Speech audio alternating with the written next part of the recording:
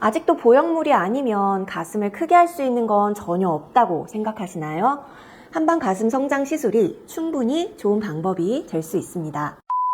안녕하세요. 유리우마니원 오유리 원장입니다. 오늘은 많은 분들께서 궁금해하시는 가슴 성장에 대해서 함께 알아보도록 하겠습니다.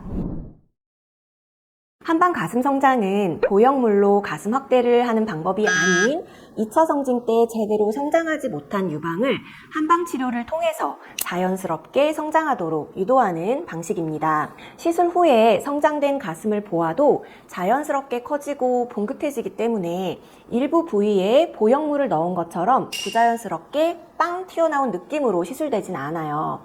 시술 프로그램에서 진행되는 시기에 따라서 크게 3단계로 나눌 수 있는데요. 1단계는 가슴 성장 준비기로 납작한 원래 가슴에 자극을 주어서 가슴 쪽으로 영양 공급이나 혈류순환이 원활해지도록 하는 시기입니다. 20회 기본 프로그램에서 봤을 때 3회에서 8회까지 정도는 1단계에 해당할 수 있으며 개개인의 가슴 상태가 모두 다르듯 가슴 성장 준비기를 넘어서는 시기도 개인마다 차이가 있습니다. 그러나 여성의 연령에 따라서 다르지만 사춘기를 기점으로 볼 때 10년에서 길게는 30년 넘게 응축되고 메말라 있던 가슴 조직이 반복되는 한방 치료적 자극을 통해서 개선되면 그 다음부터는 가슴 성장 속도가 점차 가속이 붙게 되는데요. 1단계에서 이런 준비 과정이 선행돼야 2단계에서 본격 성장이 가능하기 때문에 특정 가슴 부위에 집중해서 시술하는 경우가 거의 없고 유방 전체적으로 고루 자극이 들어갑니다. 2단계는 가슴 성장 활동기로 가슴의 지속적인 자극을 통해서 평소 내가 먹고 흡수시키는 영양분이 그 이전에 비해서 가슴 쪽에 좀 더 조직으로 잘 쌓이는 시기입니다. 이 시기에는 가슴 하단부부터 봉긋함이 시작되며 가슴 하단부의 지방 조직과 유선 조직이 활성화가 잘 드러나면 위쪽으로 차츰 가슴에 성장하는 모양새가 보이게 돼요. 이때에는 생리 전에 가슴 변화가 없던 작은 가슴을 가진 여성분들도 생리 전에 유방이 봉긋해지거나 찌릿함을 느끼기 시작하고 호르몬 변화에 따른 가슴 크기와 단단함의 변화도 나타나는 등 호르몬 분비에 따른 유방 조직 수용도가 올라가게 됩니다. 한방 가슴 성장 시술은 이렇게 건강하게 몸이 나아가야 하는 그 정상적인 방향으로 유방 조직을 보존하면서 가슴 성장이 가능하다는 의미입니다. 3단계는 가슴 성장 증폭기로 2단계까지 오면서 가슴 성장이 눈에 보이고 조직감이 드러나다가 가속이 붙으면서 좀 더 봉긋하게 올라가는 시기입니다. 이 시기에는 특히 가슴 상부 쪽, 위쪽으로도 성장이 이루어지기 때문에 윗가슴 꺼짐을 고민하는 분들이 이제 윗가슴 볼륨이 볼록해지는 게 느껴져요 라고 저에게 많이 말씀하시는 시기입니다.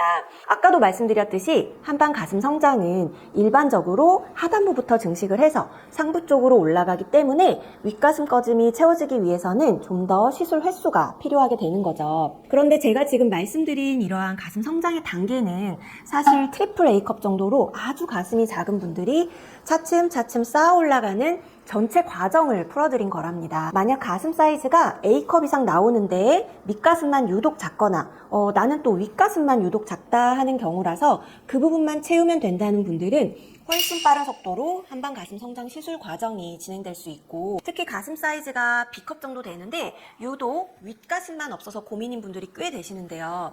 이러한 경우에는 보통 가슴 탄력 저하가 심하거나 가슴 자체가 하수가 심해서 윗가슴이 없게 되는 경우가 많기 때문에 가슴 거상하는 시술을 결합해서 윗가슴을 봉긋하게 채워드리고 있습니다. 모든 시술은 개인별로 그 외적인 모양과 내적인 건강, 안전을 고려해서 시술한다 라는 제 원칙은 한방 가슴 성형에서도 동일하게 적용됩니다. 한방 시술로 정말 이게 될까라는 고민을 하신다면 오늘 제 얘기들이 도움이 되시면 좋겠네요. 한방 가슴 성장 시술을 할 때 주된 시술 방법은 침과 약침, 매선침이에요. 각기 다른 원리와 효능을 가지고 있어서 시술 시기에 맞게 시술법을 구사하고 있는데요. 침은 다들 아시다시피 자침 후에 30분 이내에 몸에서 빼내는 방식이고 약침은 체내에서 36시간 안에 완전히 생분해돼서 땀이나 소변으로 배출되는 약액입니다. 매선침은 종류에 따라서 다르지만 6개월에서 1년 안에 생분해되죠. 이러한 시술 도구들이 자입되는 조직층 자체가 주요 신경이나 혈관이 있는 곳이 아니기 때문에 한방 가슴 성장 시술을 할 때 부작용이라고 할 만한 영구적인 장애나 체내 조직 손상은 발생하기 어렵습니다. 아무래도 시술 후에 불편감의 예를 든다면 멍이나 일시적인 붓기, 뻐근함 정도가 될 것 같고요. 시술 후에 바로 등교하거나 출근을 하시거나 또 운동하러 가시는 분들도 많기 때문에 이러한 시술 후 반응도 매우 미미한 정도라고 말씀드릴 수 있을 것 같아요.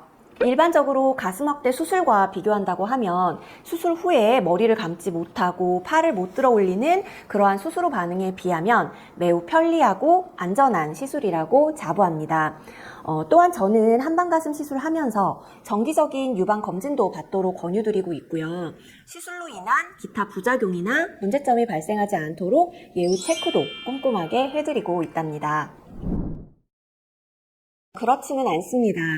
실제로 저에게 시술을 받는 분들 중 많은 분들이 부유방은 줄이면서 가슴은 키우는 시술을 동시에 하고 계신데요.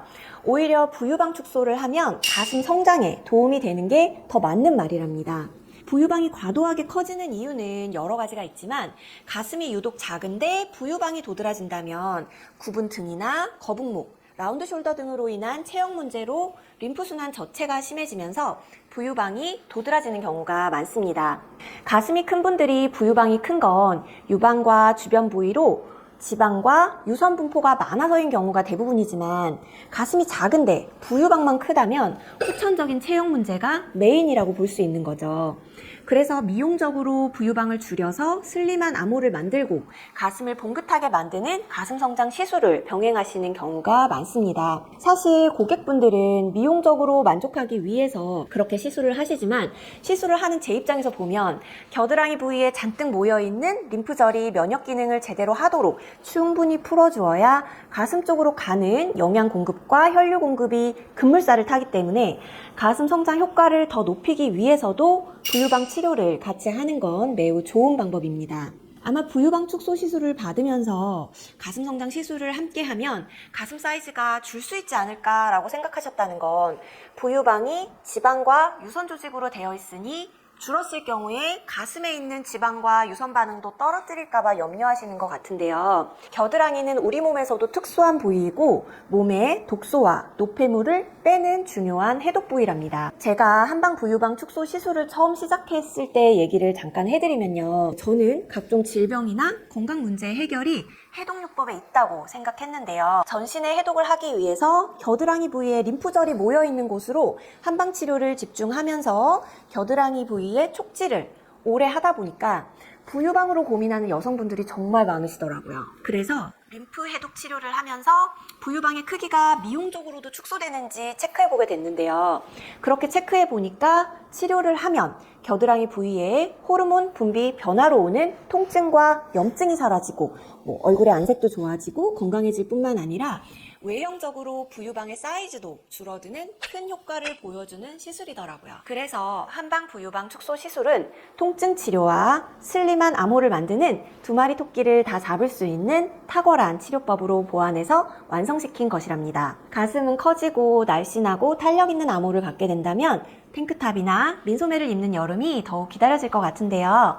한방 치료로 부유방 개선과 가슴 성장 동시에 할 수 있으니 걱정하지 마시기 바랍니다. 오늘은 많은 분들께서 궁금해하신 가슴 성장에 대해서 알아보았는데요.